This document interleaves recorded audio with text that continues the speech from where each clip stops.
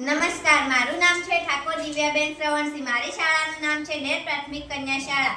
ધોરણ 8 વિષય વિજ્ઞાન, પ્રકરણ નંબર 8 બળ અને દબાણ, પ્રવૃત્તિ નંબર 1. આજે આપણે જોઈશું કે બળ લગાડવાથી કઈ કઈ અસરો થાય છે. સ્થિર પદાર્થને ગતિમાં લાવી શકાય છે. પહેલા એક દડો લો, પછી તેને સમતલ સપાટી પર મૂકો, પછી તેને ધીરેથી ધક્કો મારતા દડો ગતિમાં આવે છે.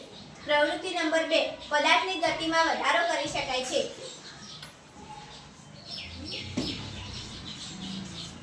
પ્રવૃત્તિ નંબર 3. ગતિમાન પદાર્થને સ્થિર કરી શકાય છે.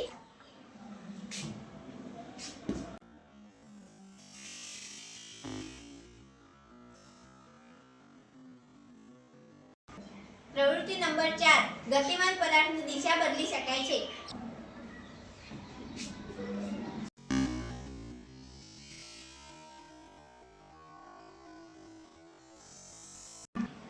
પ્રવૃત્તિ નંબર 5. લોટની કણકને દબાણ આપવાથી તેના આકારમાં બદલાવ થાય છે.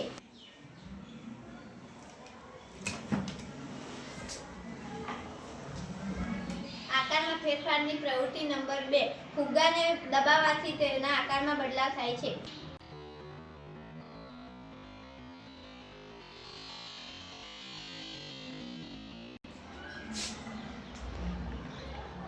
પ્રવૃત્તિ નંબર 3. સાયકલની સીટનો પણ બળ લગાડવાથી આકાર બદલાય છે. આકારની પ્રવૃત્તિ નંબર 4. તેના પર વજન